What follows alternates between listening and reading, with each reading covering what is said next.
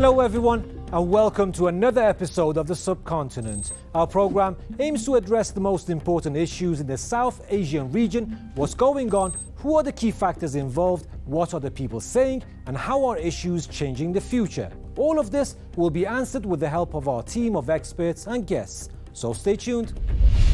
In this edition of the Subcontinent, we are going to take a look at the revival of Quad and signing of AUKUS military pact. And we will discuss how and why the Assam government in India evicted over 800 Muslim families from a village. It's September 24th, 2021. The Quad Leaders Summit is underway at the White House.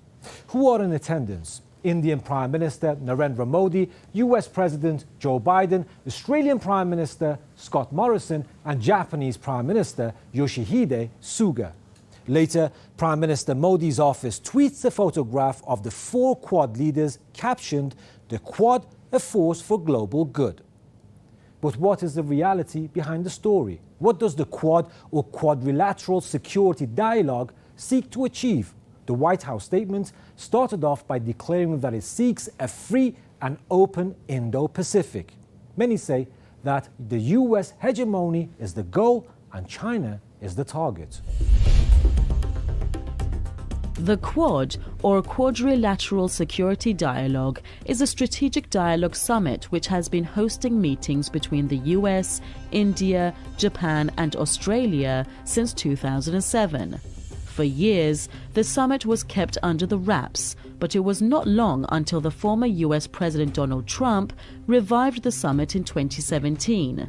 Since then, US President Biden seems to carry on Trump's legacy. The recent Quad meeting held on September 24, 2021, certainly raised many eyebrows.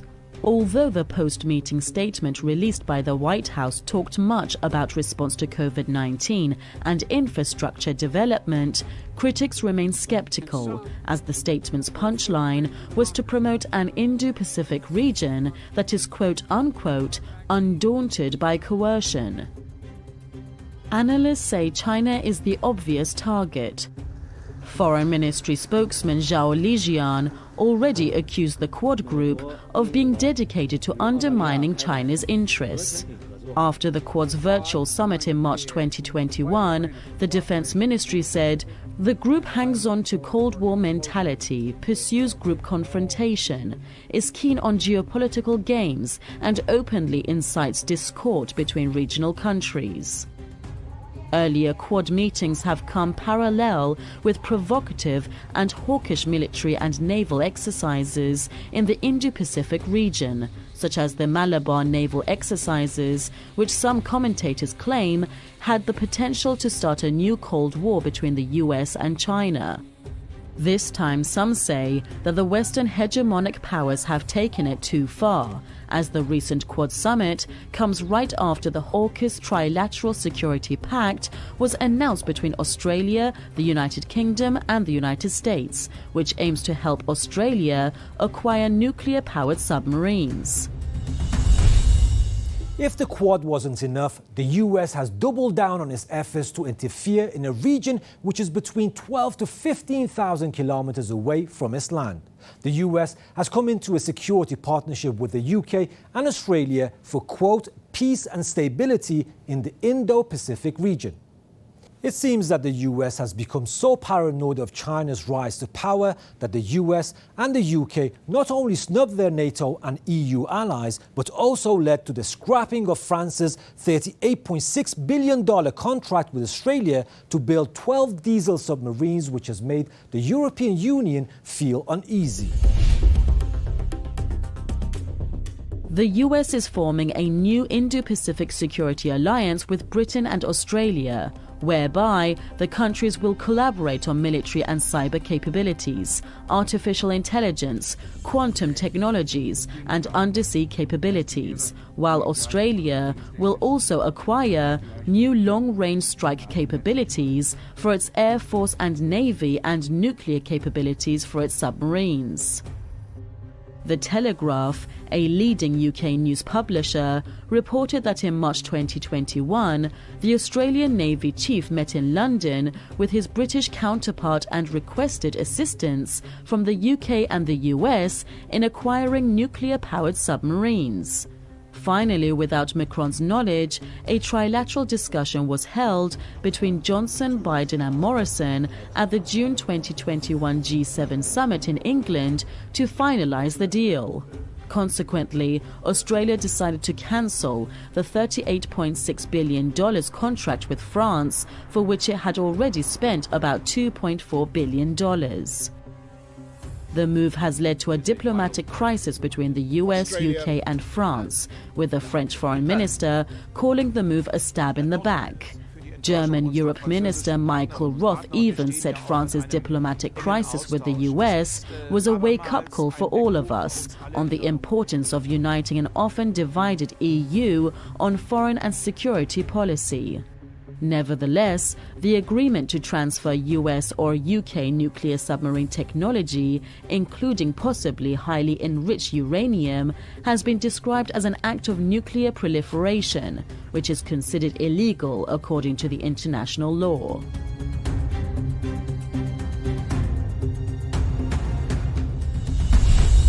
Now, to have more insight, we are joined by Pepe Escobar, an author and geopolitical analyst. Mr. Escobar, welcome to the program, sir. Now let's begin by asking about your thoughts on the significance of the AUKUS military pact and why is the US so interested in maintaining influence over the Indo-Pacific region? Well, first of all, it's not Indo-Pacific. Nobody in Asia, here in Asia, uses the term Indo-Pacific. This is empire speak. The correct denomination is Asia-Pacific. And it's been for decades. In fact, this is anyone from Southeast Asia, where I am, to Central Asia, to East Asia, everybody refers to Asia Pacific. So this new terminology is an imperial invention, basically to make sure that the Quad has some sort of legitimacy. So Indo-Pacific was invented to bring India into what it is already Cold War 2.0 against China conducted by the empire. And in terms of the Quad, they are allies, Australia, India, and Japan. AUKUS, the new scheme or racket or pact or sort of agreement, basically is the Americans telling the Australians, we're going to use you as our springboard, as our forward base in the East, in the Pacific, against China. But this is a very, very long-term project. In fact, there's only one very, very good analysis so far, not by accident by the Russians, on what does that mean in the long run for Asia Pacific. Basically, the Americans are planning some sort of nuclear conflagration against China for the second half of the 2030s. So this means these 8 nuclear-propelled submarines that are going to be built. Now, in his address to the UN General Assembly, Joe Biden sought to reassure the world that Washington is not seeking a Cold War with China. However, with the recent Quad Summit meeting and the AUKUS bombshell in play, what message do you think this sends to China? Well, the Quad basically is, for the moment, the Quad is a talk shop. They're going to have one meeting a year, which is not much. But of course, the intel agencies will be in close contact. It's driven by the West. It's an exclusive American operation. The other ones are mere vassals, of course. And the importance of Australia, it's because it's part of the Anglo Club, of course. Britain is not part of the Quad. India is part of the Quad, but India and Japan are treated as minor players. even though they haven't noticed that yet. So this is an Anglo club operation. Australia is being instrumentalized by this American obsession. So basically, it's the Anglo club, but controlled by the US, but Australia now launched into a very, very dangerous position. And obviously, the Chinese will have plenty of time to not only understand the consequences, but to prepare about what might happen in the second half of the 2030s. Mr. Escobar, thank you for your precious time and knowledge. Now, let's see how the people have reacted on social media and cyberspace on the Quad Summit and the signing of the AUKUS military pact. Carlos Martinez, an anti-war activist, says the world eagerly awaits an end to military escalation against China, dismantling of AUKUS, NATO and the Quad, and end of illegal sanctions against countries like Iran. Lawyer and writer Akshay Chudasama says formation of the AUKUS and the Quad makes it clear that USA wants to curb China's growing involvement in global affairs.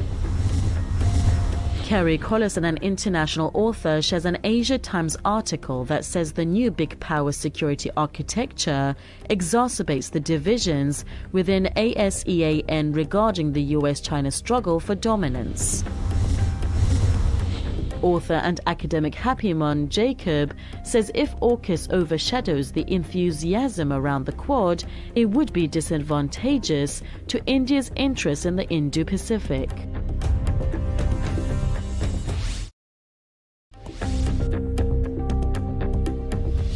On Monday, September 20th, 2021, 800 Muslim families, which consisted of around 5,000 individuals, including women, children and the elderly, were kicked out of their homes in the Darang district of the Assam province in India. 4 Muslim religious sites were demolished and 2 people were killed, while several others, including police officers, were injured. Different groups have cited different reasons for the evictions. BJP government leaders claim that these people were illegal Bengali immigrants who were encroaching on government land. Many local news channels and BBC Bangla claimed that the eviction drives were also being conducted to restore a prehistoric Hindu temple, while some human rights and minority groups have termed it communal politics driven by prejudice against Muslims. A mass eviction campaign is underway in the Indian province of Assam. According to Assam Chief Minister Himanta Biswa Sarma, 800 families have been evicted and 4 religious structures have also been destroyed as a part of a drive against illegal encroachments. According to the Indian non-profit news website The Wire, the actual figure could be 900 and number of affected could be up to 20,000 people. The figures worry some people more than others because most of the affectees are Muslims. The BJP government leaders claim that the people being evicted are illegal immigrants from Bangladesh, but there is confusion as to how these affectees have been deemed so, seeing that origins of many rural settlements and settlers are unclear. The answer? A highly controversial citizens list, the National Register of Citizens. The NRC made almost 2 million residents of Assam province stateless and led to massive waves of deadly protests in India because it was seen as prejudiced against Muslims. Accordingly, protests have now erupted after reports of violence have emerged since the eviction drive started. Indian Congress Party leader Rahul Gandhi claimed that Assam is on state-sponsored fire after 2 people were killed and at least 20 people were injured by open firing and live use of ammunition by the police. Social media witnessed shocking videos of police using violence and open firing against people protesting the forced evictions. There was even a video showing a man kicking an apparently dead person with a bullet wound on his chest and jumping over his body.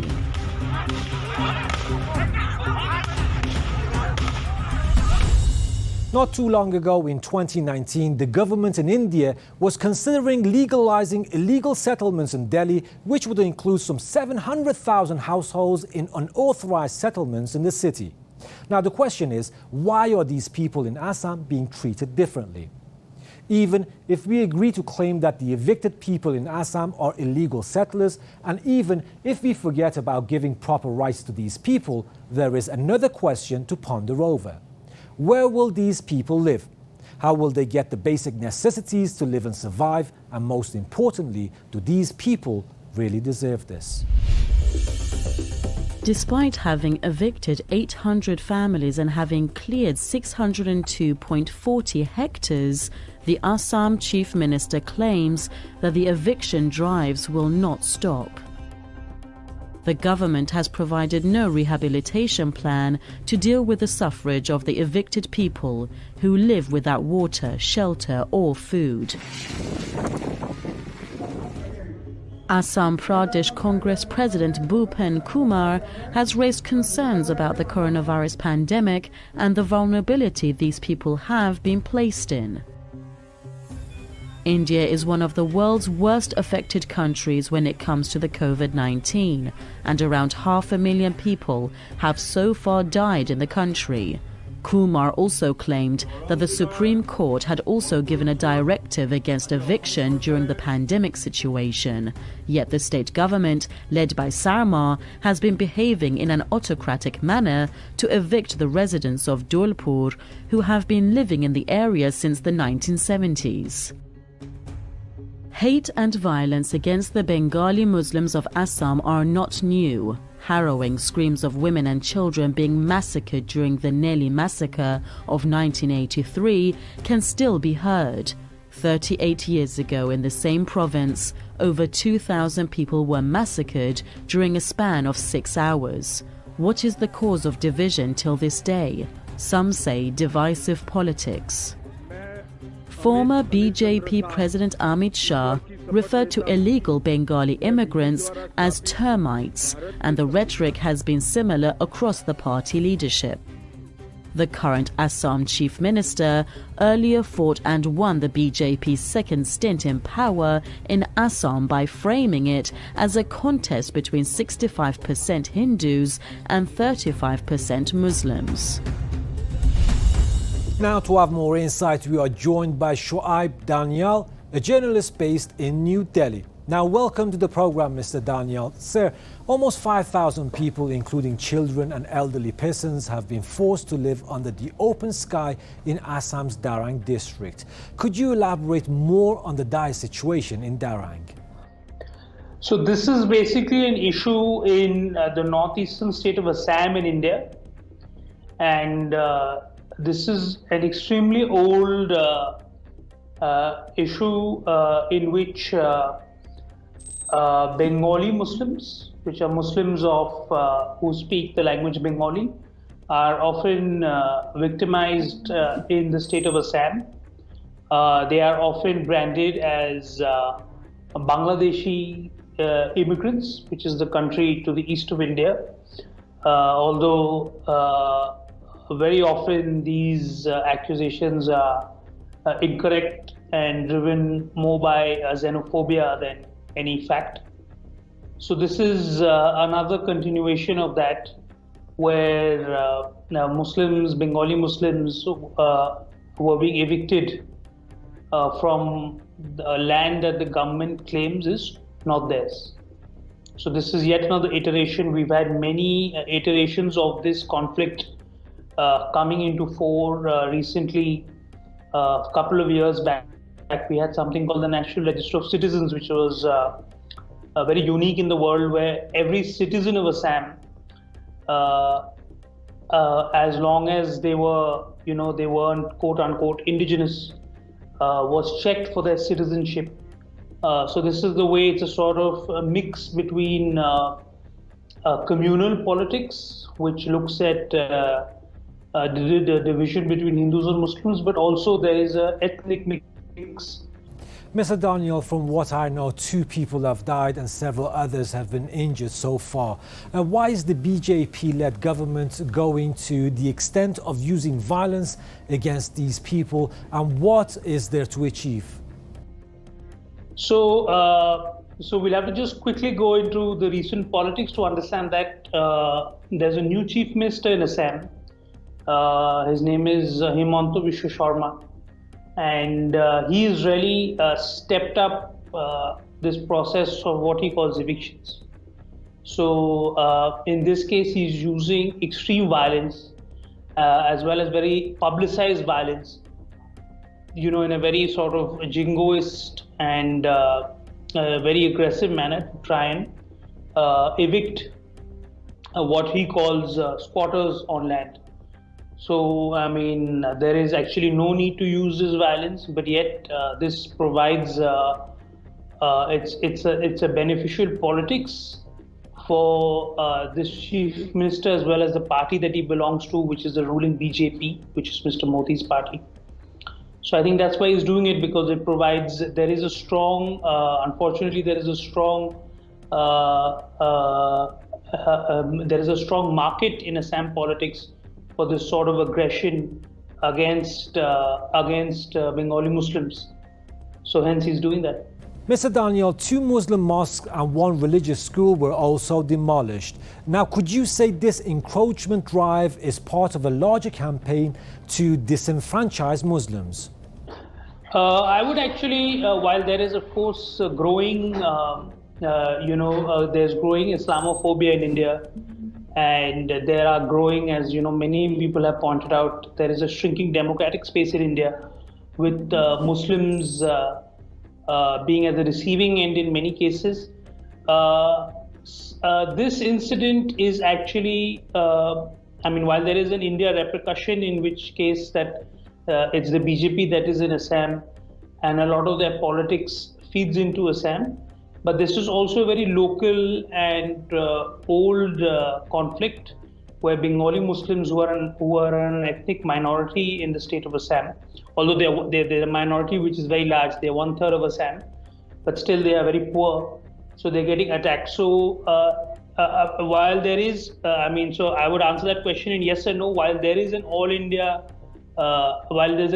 umbrella under which this is happening, the virulence of this and the scale of violence that was used is very much a product of this state's politics, and might not necessarily, at least in the near term, map to other parts of India, at least in its scale.